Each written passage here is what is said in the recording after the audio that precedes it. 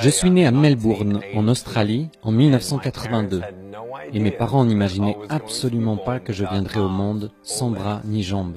Je suis la seule personne sans bras ni jambes que j'ai jamais vue. J'ai cru en Jésus-Christ après avoir lutté pendant 7 ans et demandé à Dieu, pourquoi est-ce que je suis né comme ça? Il m'a répondu très clairement par un texte dans l'évangile de Jean au chapitre 9. Alors j'ai donné ma vie à Jésus à l'âge de 15 ans, après avoir lu ce passage où il croise la route d'un aveugle. Et attendez une seconde, c'est vraiment intéressant. Personne ne savait pourquoi il était né comme ça. Je me suis dit, parfait, c'est tout moi.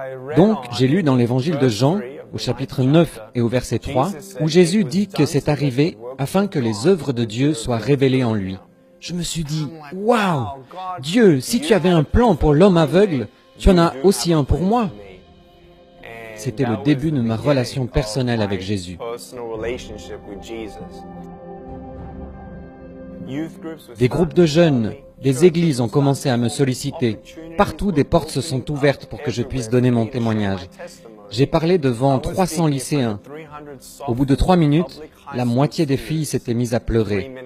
L'une d'elles, au milieu de la salle, les larmes aux yeux, a levé la main et dit « Je suis vraiment désolée de vous interrompre, mais est-ce que je peux venir pour vous prendre dans mes bras ?» Devant tout le monde, elle s'est avancée et m'a prise dans ses bras. Elle a pleuré sur mon épaule et m'a murmuré à l'oreille. Jamais une personne ne m'a dit qu'elle m'aimait. On ne m'a jamais dit que j'étais merveilleuse comme je suis. Je n'arrivais pas à y croire. Cela a changé ma vie. À cet instant, j'ai compris que Dieu se servait de moi pour lui faire du bien. Ce n'était pas par mes paroles ou par ma force, mais c'était Dieu. Et mon cœur s'est enflammé de passion. C'était vraiment impressionnant de voir une personne transformée pour toujours. Ce jour-là, j'ai su que Dieu m'appelait à annoncer son évangile à travers le monde. Aujourd'hui, ne partez pas d'ici sans changer. Repartez d'ici sans chaîne. Vous ne savez tout simplement pas ce que Dieu peut faire avec des morceaux brisés de votre vie tant que vous ne le lui apportez pas. J'aimerais que vous sachiez que quand vous tombez à terre, la grâce de Dieu est là. Dieu veut étendre sa main et vous relever. Laissez-vous secourir.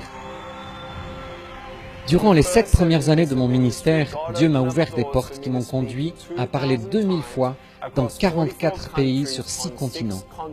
Des campus universitaires comptant 40 000 étudiants en Chine, en passant par l'Inde, où j'ai parlé à des victimes de l'esclavage sexuel, et à une foule de 110 000 personnes réunies dans la jungle. Puis l'Indonésie et l'Asie du Sud-Est, la Colombie et le Costa Rica, où j'ai pris la parole lors de conférences internationales et pu voir les dirigeants consacrer leur pays au Seigneur Jésus.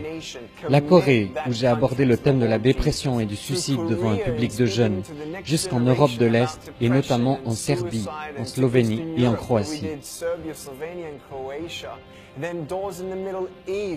Et le message d'espérance a pu être aussi annoncé à travers tout le monde arabe. Ça, c'est Dieu. Et nous savons que nous n'en sommes qu'au début. Par la grâce de Dieu, nous avons vu de nos yeux un demi-million de personnes dire oui à Jésus et être mises en contact avec une église locale. Aussi fou que cela puisse paraître, avec notre association Life Without Limbs, nous avons pour but de prêcher à chaque personne de la planète, 7 milliards de personnes. Nous croyons qu'il est possible d'atteindre ce but, car le Saint-Esprit est en train de réunir des personnes souhaitant s'engager et nous soutenir dans notre envoi pour accomplir cette mission.